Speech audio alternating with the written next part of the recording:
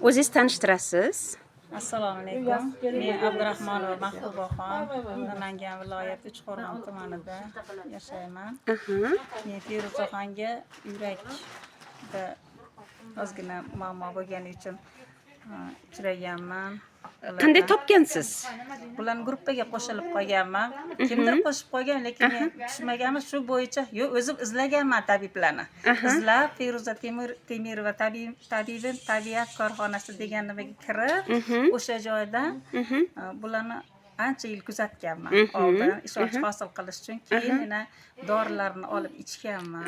Qancha vaqt ichdingiz, nima uchun ichdingiz? Men yuragimda muammo bo'lganligi uchun, kapillyarlarda ozgina muammo bo'lgan.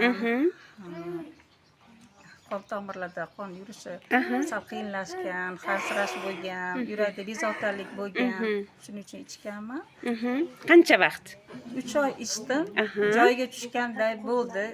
Ancha ko'nglim to'ldi, yuragimda bezovtagarchilik qolgan yo'q. Yaxshi holatga keldim 3 oy ichida. Qanaqa mahsulotlar ichdingiz?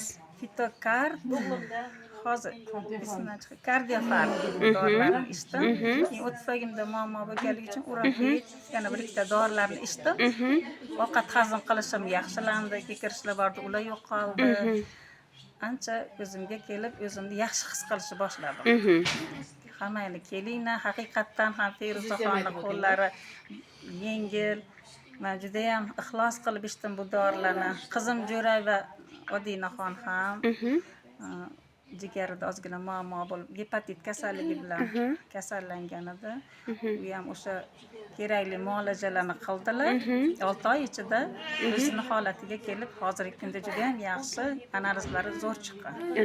Mashalloh, ko'z tegmasin ilohim. Hech ham kasal bo'lmang, sog' bo'ling. Minnatdorman.